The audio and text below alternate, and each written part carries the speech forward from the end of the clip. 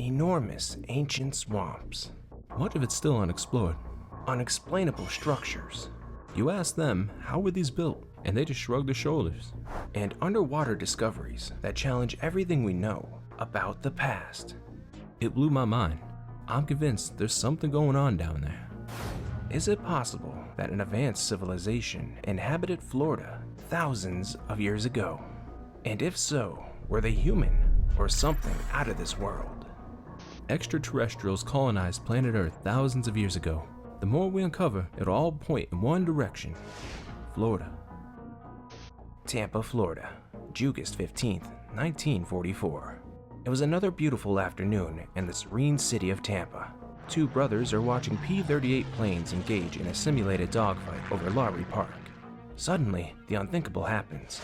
A large black cylindrical object, described as resembling a big piece of pipe, suddenly appeared over the planes.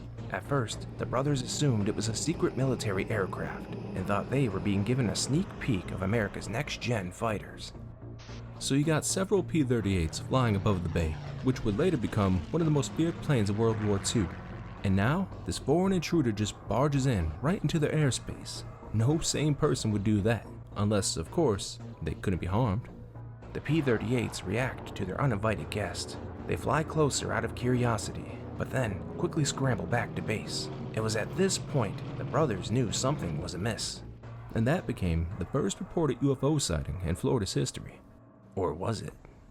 Well, there is one other incident reported back in the 1930s, but a lot of that's been wiped off the books. It all ties back to the Great Leonid meteor storm. September 13th, 1833. On a calm autumn night across America, many were out stargazing.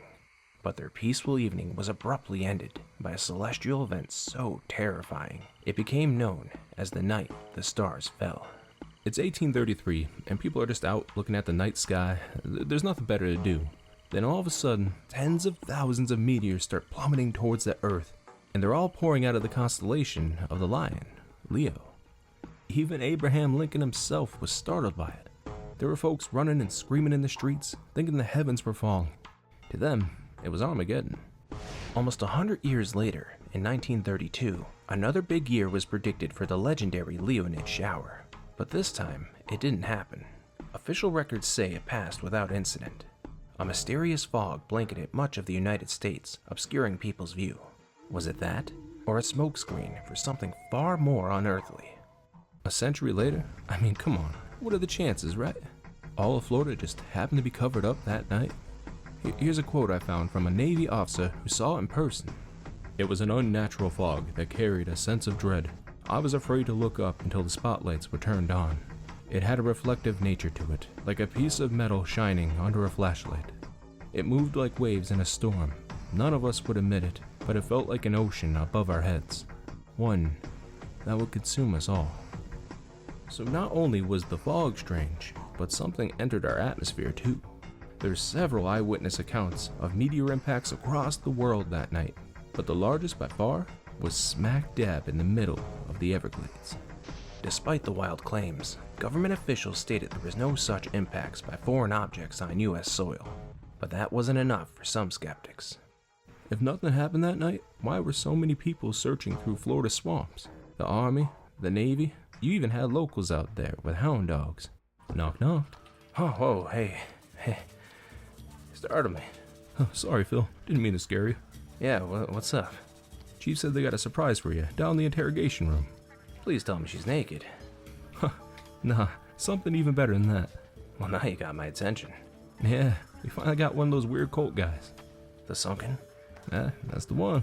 How the hell did you manage that? An anonymous tip. Can you believe it? They got him outside the pleasure dive. The strip joint? Looks like he had some bad intentions. Let's go find out. Being a detective isn't the action-packed lifestyle often portrayed in TV shows and movies. Some joined the force thinking it would be Magnum PI, only to realize their biggest enemy was mountains of paperwork. The mid-80s saw significant advancements in forensic science, especially DNA matching.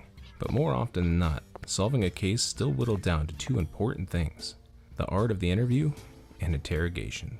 And Phil here, he was the Picasso of extracting information. Sometimes he would paint with red, other times silver. But no matter what, the picture always turned out just the way he liked. I want a lawyer. This punk's giving us nothing. I don't know, Phil. Might have your work cut out for you here. Your lawyer's here, kid. Good. Where are they? You're looking at him. Hell no. You think I'm buying that shit? And as such, we're gonna have ourselves a little chat. Attorney-client confidentiality.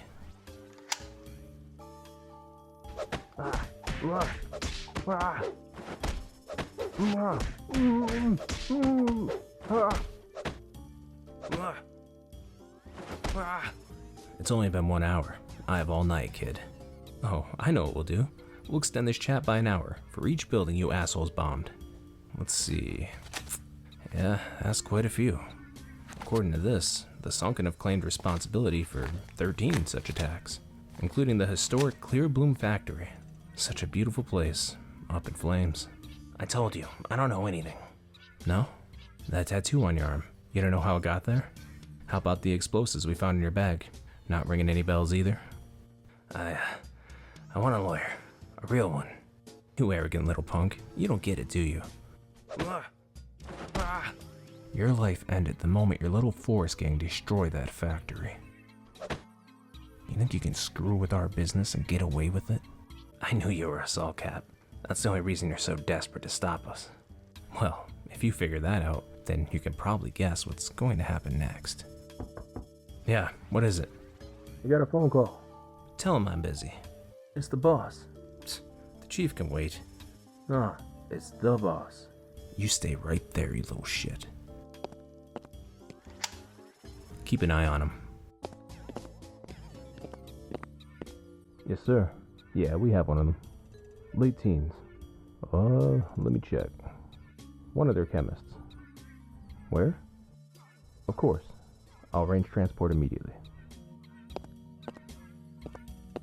Get the truck ready. This young man's going pearl diving. Help.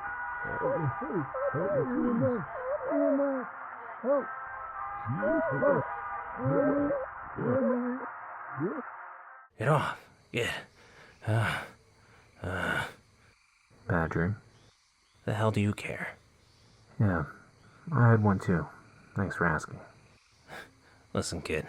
It was a rough night. Yeah, I get it. Gecko wasn't wrong. It was a long night for everyone. After Escobar blacked out on the beach, they ended their powwow early. Brett was allowed to stay, but he couldn't carry any weapons until they had another group chat. Not only that, but till further notice, his access to the Lucy was controlled by Floridaman. But as far as everything else, it was business as usual. Escobar was the last to wake up. He explained that he passed out from the smoke leaf. It was easier than explaining what he actually saw. They went about their daily task the best they could, but later on, Brett needed to say something. I still don't understand why I can't hold my own drugs. I need them to live. I wonder why, Brett. Let's think. You've lied to us. You've knowingly dragged us into a mess with trash. Oh yeah, and you may have also killed your friends in a drug-induced rage. Am I missing anything else? And you attacked Gecko. Oh yeah, and you attacked Gecko. So tell me, why should we trust you? Why should I trust any of you? I don't even know why you guys are out here. You have normal lives. Escobar waved at the smoke leaf joints. It's pretty obvious why we're out here. And besides, I saved your life from those raiders. And we saved yours, so we're even. That day you arrived, when you were healing from the panther attack, a caravan came looking for you. I convinced that lady, what's her name? Fur. I convinced that fur lady that you weren't here. I should have just gave you to them. Fur? Brett went silent and became lost in thought. You know, that's an interesting point. Why are you guys out here? I just told you, we're here to make drugs. Nah, I get that. But you don't need to hide in a swamp to sell smoke leaf. Something's got you spooked. There's nothing. We'll run from the Soul Caps too. FM, what are you doing? Come on, Esco. I'm tired of this dance. We've been circling around the subject for days. I say we cut through the bullshit and get down to the brass tacks, like real men. And brass tacks it was. Floridaman explained why the Soul Caps were after them, though he purposely left out the part about the ATF going after Escobar. When he got to the part about Uncle Jimothy, Brett shook his head and explained that the man was likely dead. I remember him. The food truck bootlegger. Not a bad idea. Yeah, Just poorly executed. Brett's face turned grim. They sent him pearl diving. Wait, what? Pearl diving. It's the Saltcap's version of swimming with the fishes. That's not... I need to give a piss. I gotta piss. Gecko stumbled over his words and out the door. Once he was alone, he hunched over, breathing labored, and started rubbing his arms. I'm okay. I'm okay. It's okay. I'm okay. It's okay. I'm okay. It's okay. It's okay.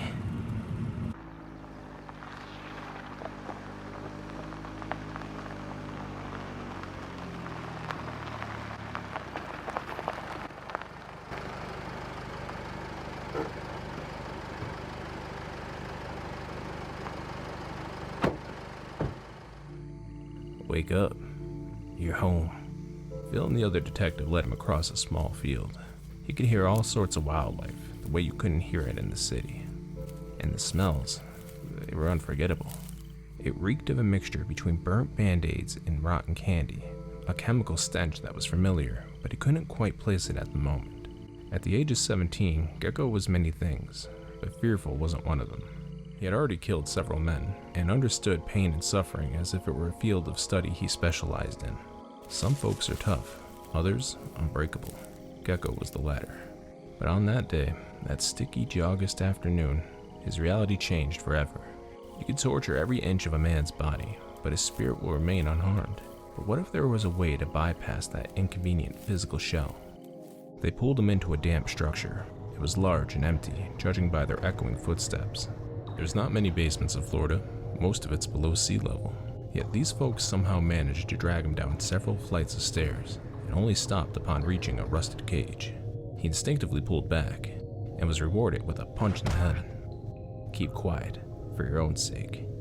The cage rattled to life with a mechanical screech, the sound of pulleys and metal joints straining. This wasn't a cage, it was an elevator. Where are you taking me? That question earned him a second punch in the head. You don't listen well, do you? Well, you better change that if you want to live.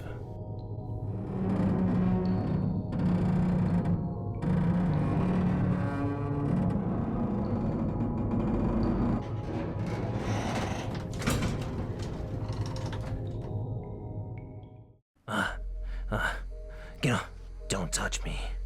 What's going on with you? Pearls. Pearls? Gecko spit on the ground and looked over at Brett. What he said. Pearl diving. The Saltcaps, they said that when they captured me. Wait a minute. They captured you? Yeah. Back in '88. It's one of the last coherent memories I have. What do you mean? The sunken. We were getting a little hardcore. We started bombing corporations who were responsible for heavy pollution and animal cruelty. Charlie's Cannery, Colonel Mander's Slaughterhouse, and Clearbloom, the bottling company. We didn't know it at the time, but the Saltcaps were using Clearbloom to distribute drugs across the state. They still are. Yeah, well, we thought we were just punishing a corporation for dumping waste in the water supply. We didn't realize that we were starting a gang war. After the bombing, the Saltcaps struck back, of course. Killed a few of our people, then killed gators too, and stuffed their heads in the gators' mouths, just to make it hurt more. So in response, my captain sent me on a special mission. Had to bomb some Saltcap stronghold in Hyde Park, some strip club. But before I can get in the door, a couple cops snatched me up and took me away. You sure it was Hyde Park? They own a few clubs, but there's no strip joints down in the park. Yeah, I'm sure. What the hell does it matter anyway? I can still see that sign in my head. Some hot lady with eels all over her body. Kinda kinky if you ask me. Wait, what? Well, you know, those eels that can slither up her... You gotta make me say it. Floridaman rushed to his feet and pulled out a matchbook from his inside pocket. Does it look like this? He struggled to form a coherent sentence. His heart pounded in his chest. He pressed the matchbook closer to Gecko's face. The older man looked thrown off, but eventually he looked it over. Yeah, that's her alright. What, are you a collector or something? Where's that club at? Gecko shook his head. A lot has changed since the 80s. I doubt that building is still even there. Floridaman looked at Brett. You know their operation. How many buildings they got in Hyde Park? I don't know. Several?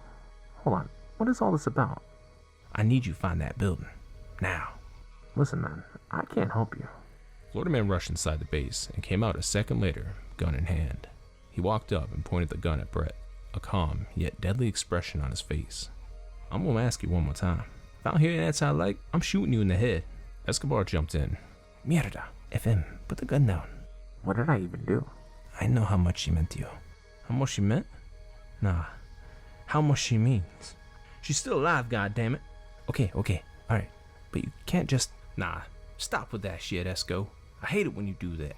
I'm not some smoke leaf plant you can just shape any way you like. What's that supposed to mean? It means you can't control everything. That's funny. Coming from a guy who's trying to force answers at gunpoint. I wouldn't have to. People just cooperate. Cooperate how? By taking you somewhere that doesn't exist? That building's probably a parking lot by now. Oh, I'm sorry. I forgot.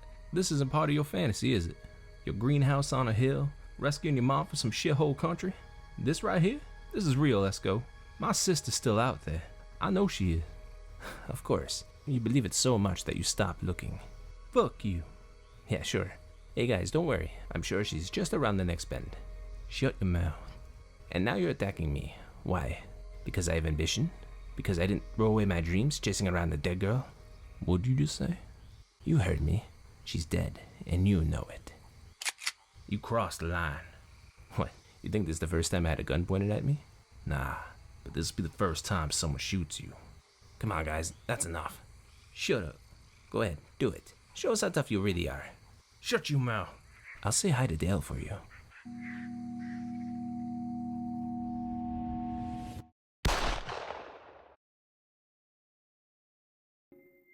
Man, that escalated quickly. I sure hope Escobar's alright. If you think he's alive, give the video a like. And if you think he's dead, comment down below. No, I'm just kidding. But seriously, like the video. How about you, Rambler? Do you think Floridaman really shot Escobar? Huh. Yeah, me too, buddy. Me too. Speaking of Rambler, he's currently working on a new building over here. Can't wait to see what it is. Hopefully it's a cool arcade or something like that. If you'd like to help build up the town, consider joining the Patreon. On the highest tier, you get a custom character that'll show up here in every video, and I'm still adding other rewards too. You can build your own building, play poker, go swimming, grow crops. Yeah, crops. It's up to you. What happens in the harbor stays in the harbor. So a big thank you again to all my amazing patrons for your support, and everyone else as well. And until next time, my friends, take care.